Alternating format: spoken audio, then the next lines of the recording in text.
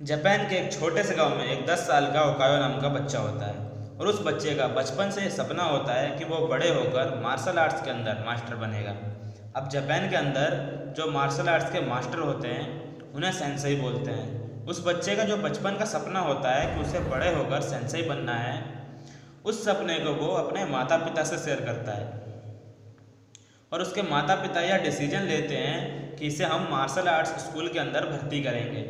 अब वो जब उसे मार्शल आर्ट्स स्कूल के लिए लेकर जा रहे होते हैं तो रास्ते में उनके साथ एक हादसा हो जाता है और उस एक्सीडेंट के अंदर जो हमारा ओकायो होता है उसका जो लेफ्ट हैंड होता है वो कट जाता है। उस बच्चे का मानो सपना ही खत्म हो गया, पर उस बच्चे को खुद पर भरोसा होता है और घाव भरने के बाद वो फिर से जिद पर अड़ जाता है कि उसे मार्शल आर्ट्स में मास्टर बनना है। उसके माता पिता कहते हैं, तू कैसे लड़ेगा, तू कैसे हराएगा लोगों को, तेरे पास तो एक हाथ ही नहीं है। पर उस बच्चे को अपने आप पर विश्वास होता है, वो अपनी जिद पर अड़ा रहता है। तो उसके जिद के मारे उसके माता पिता उसे एक स्कूल के अंदर भर्ती करने के लिए लेकर जाते हैं।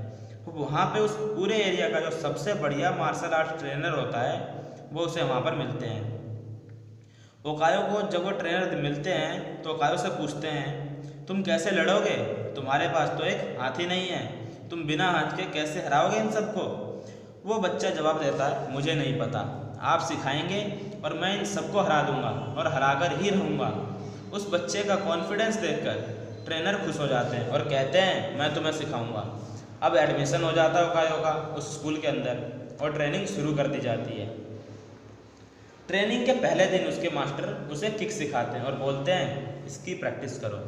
कुछ दिन निकल जाते हैं, ओकायो लगातार उस किक की प्रैक्टिस कर रहा होता है, पर वो देखता क्या है कि मास्टर बाकी सभी को कुछ और सिखा रहे हैं, अलग अलग टेक्निक सिखा रहे हैं और उसे कहा गया तुम सिर्फ किक की प्रैक्टिस करो। और ओकायो मास्टर के पास जाता है और कहता है, मैंने बहुत किक की प्रैक्टिस करी, अब मुझे कुछ नया सिखाइए। पर मास्टर कहते हैं, नहीं, तुम अब भी उसी किक की प्रैक्टिस करो। ओकायो मास्टर की बात मान लेता है और 6 महीने लगातार उसी किक की प्रैक्टिस करता है। पर वो देखता क्या है कि मास्टर बाकी सभी को और भी नई नई टेक्निक सिखा रहे हैं। ओकायो मास्टर से जाकर कहता है, मास्टर आप सभी को इतना कुछ सिखा रहे हो, मुझे भी कुछ सिखाइए ना। तो मास्टर गुस्से में बोलते हैं, तुझे मुझ पर यकीन है तो जो बोला है वही कर, अदरवाइज निकल जा स्कूल से बाहर।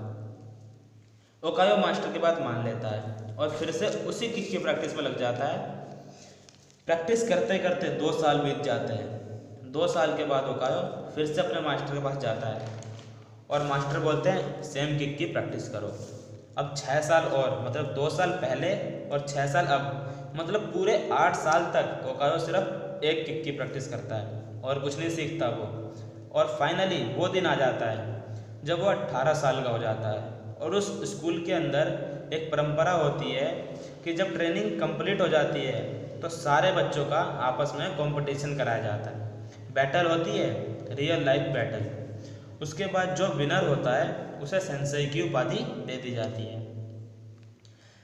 फाइनली जब बैटल शुरू होता है तो बारी आती है ओकायो की। ओकायो को लगता है कि मुझे तो कुछ आता ही नहीं है, मुझे तो सिर्फ एक किक आती है, मैं कैसे हरा सकता हूँ इन सबको।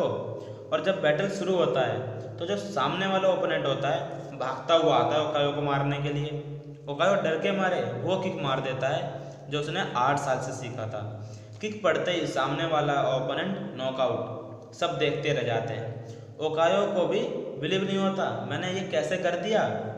अब दूसरा राउंड होता है, सेकेंड राउंड में भी सेम यही होता है, ओपोनेंट मारने आता है और ओकायो सिर्फ एक किक करता है और नॉकआउट। अब ओकायो का कॉन्फिडेंस बढ़ जाता है कि मैं कर पा रहा हूँ, मैं कर सकता हूँ। एंड फाइनली तीसरे राउंड के अंदर ओकायो से थोड़ा हैवी कॉम्पिटिटर आ जाता है और आते ही वो पंचेस करना स्टार्ट कर देता है। ओकायो थोड़ा सा लड़खड़ाता है पर वो देखता है सामने वाले ओपोनेंट का ध्यान कुछ सेकंड के लिए उससे हट गया। वो जैसे ही देखता है उसे कुछ सेकंड का समय मिला है, वो किक करता है और होता क्या है, नॉकआउट। 3 राउंड लगातार ओकायो जीत जाता है और फाइनली बारी आती है स्कूल के सबसे हैवी और डेंजर प्लेयर की।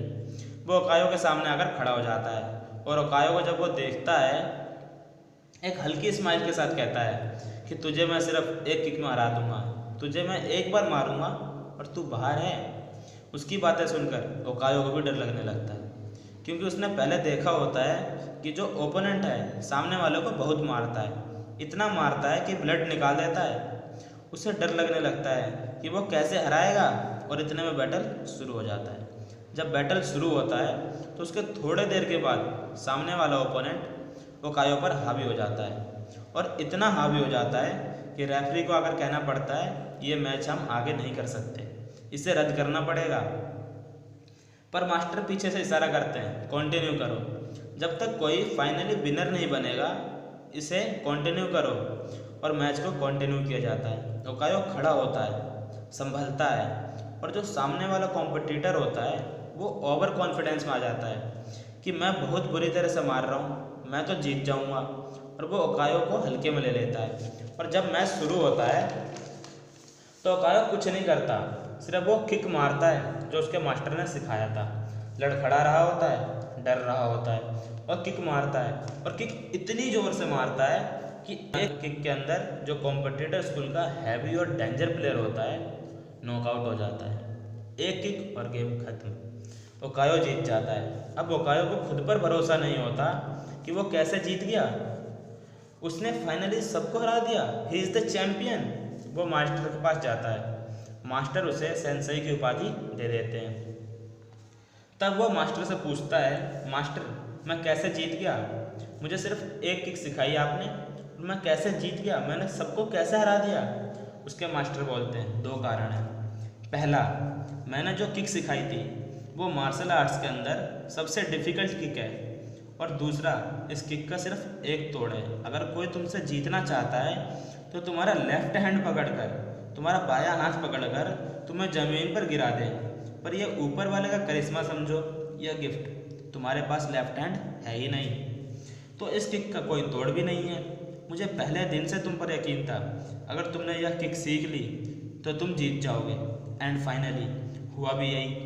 ज़िंदगी में अगर सही मास्टर मिल जाए तो आपके वीकनेस को भी आपकी पावर बना देगा। तो क्या आपने अपना मास्टर, ट्रेनर, कोच, गुरु किसी को माना है? अगर हाँ तो उनका नाम कमेंट बॉक्स में बताएं, और स्टोरी बढ़िया लगी तो इसे अपने व्हाट्सएप के सभी ग्रुप में शेयर करें। अगर चैनल पर नए आए हैं तो चैनल को सब्सक्राइब कीजिए, ऐसी वीडियो आपको लगातार मिलती रहेगी। नोटिफिकेशन बेल को ज़रूर क्लिक कीजिए ताकि मोटिवेशन की नोटिफिकेशन मिस ना हो जाए। मिलते हैं अगले वीडियो में।